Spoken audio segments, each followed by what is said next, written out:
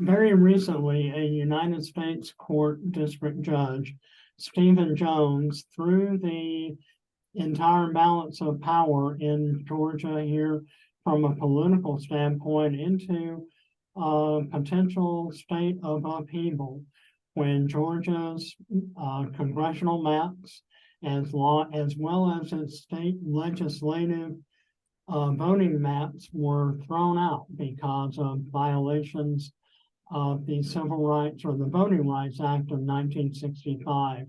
And we are talking on this edition of Political Update here on Atlanta News First with Georgia's preeminent political scientist, Dr. Charles Bullock of the University of Georgia. You know more about politics and the history of politics here in Georgia than any person that we know. So you're one of the first people that we wanted to reach out to. Tell us what this court ruling means. Georgia lawmakers obviously now have to go back into special session in just a few weeks. What are some of the issues they're going to be tackling? Yeah, what Steve Jones ruled was that these maps violate the opportunity for African Americans to choose candidates of their choice. Now, that was written into the Voting Rights Act in an amendment in 1982. So how does one remedy that? Well, Jones has given some pretty clear guidance on this, and he has said you're going to need to draw another congressional district that's going to be majority black. And he's also said that you're going to have to create 2 majority black districts for the state Senate and 5 more for the state House. Now, because race and voting for parties is so intercorrelated here in a state like Georgia, if you're drawing districts that are going to be majority black, you're probably drawing districts that are going to elect a Democrat. So what this does is to remove probably one of the 9 Republicans who currently represent us in Congress and replace that person with a Democrat. Now, that would get an 8-6 Republican to Democratic majority, which is what we had before the new maps were drawn.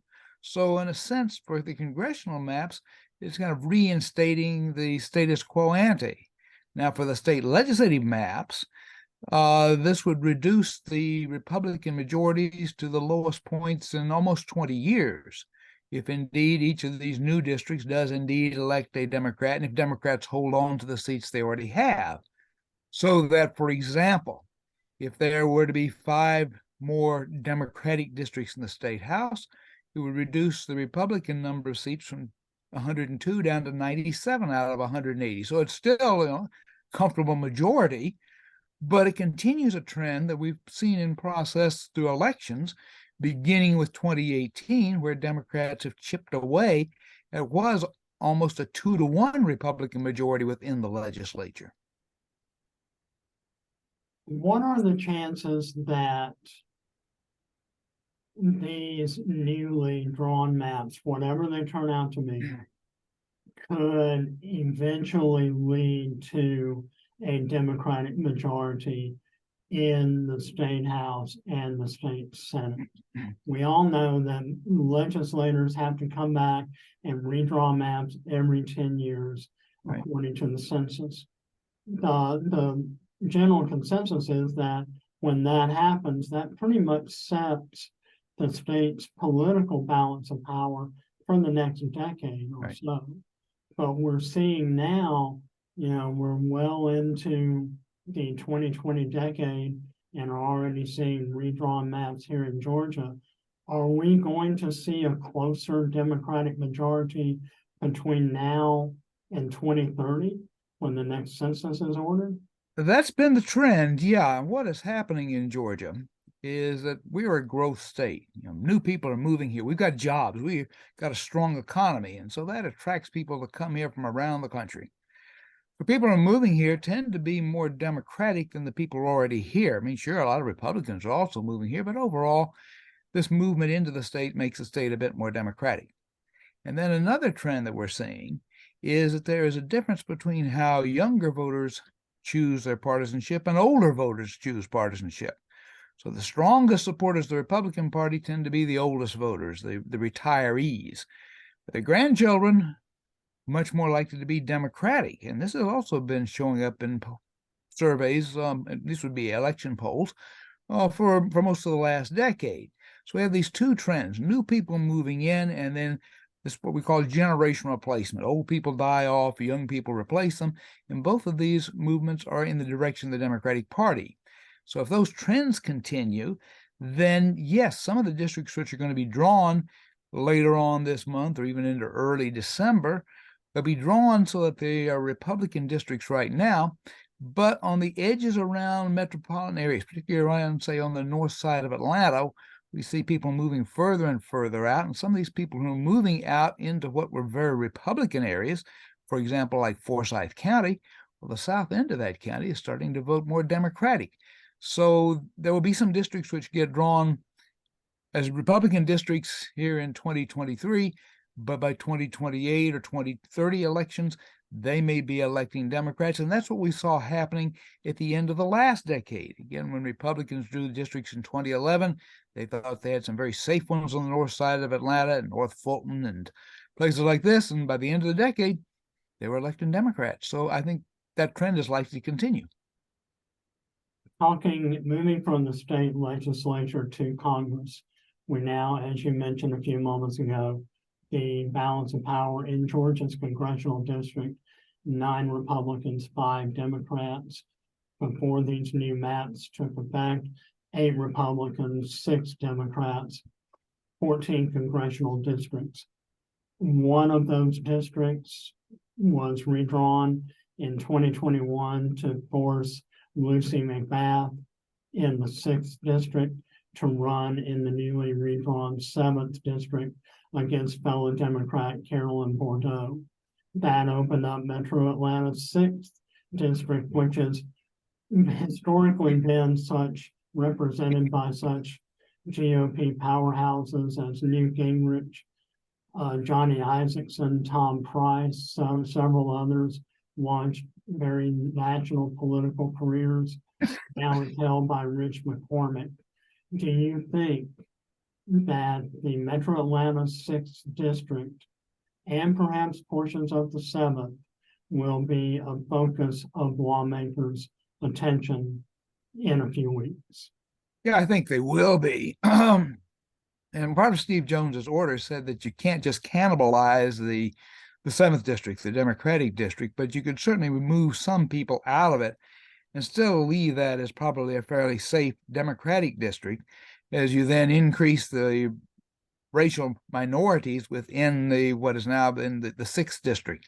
So I think we'll probably see would be, if you reconfigure that 6th district, currently it runs pretty far out of Metro Atlanta, runs all the way up to Dawson County and takes in a large chunk of Forsyth County. It might be shrunk back more like the 6th district was before that redrawing. And the old 6th district was heavily Cobb County and North Fulton counties and a bit of DeKalb. So we might see something more like that. We might, for example, see that the precincts in Cobb County that were put into Marjorie Taylor Greene's district might be put back into a newly configured 6th district. Does Congressman David Scott in the 13th district, southwest Metro Atlanta, does he have anything to worry about? He might see his district change somewhat. Would it be a district he could not run and win in? No, I think he's safe in that sense.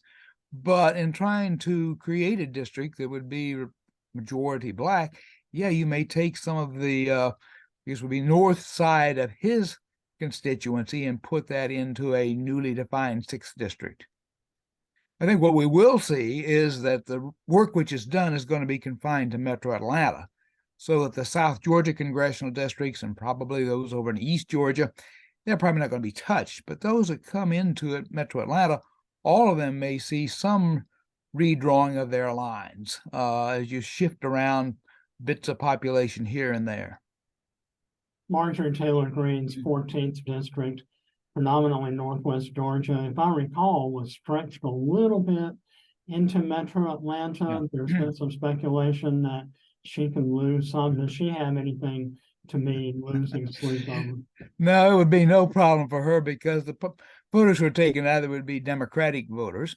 And that is, one of the most Republican districts, not just in the state, but in the nation. So it would become probably even more safely Republican.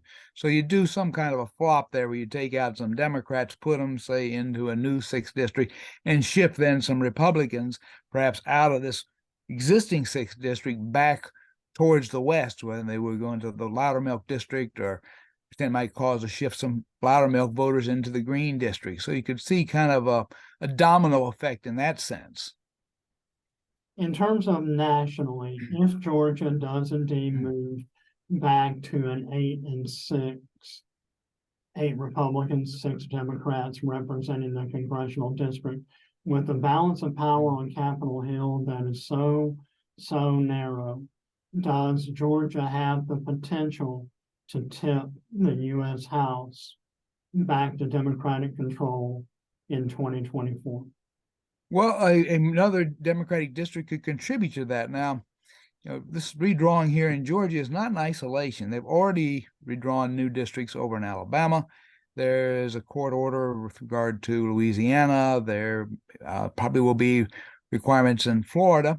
So each of these situations, and Texas might be another state ordered to make changes, and in each of those states, what a court order would do would probably be to create new Democratic districts. So yeah, if you moved 5 seats across those states and everything else remained the same in 2024, that could shift the balance of power. But just to the north of us in North Carolina, that state is also redrawing its maps, and it's moving in the opposite direction there, where they're creating more Republican districts, and maybe even as many as 4 new Republican districts. So there are a number of things that are happening simultaneously, but yes, it is possible that by redrawing a number of district plans that were created by Republicans right after the last census and adding new Democratic seats in those, that could shift the balance of power in Congress. Something that we're going to be watching tremendously. We're always happy to have the amazing Dr. Charles Bullock of the University of Georgia here on Political Update. We thank all of you for watching. Thanks to Charles Bullock. Thanks to all of you for watching this edition of Political Update on Atlanta News First and AtlantaNewsFirst.com.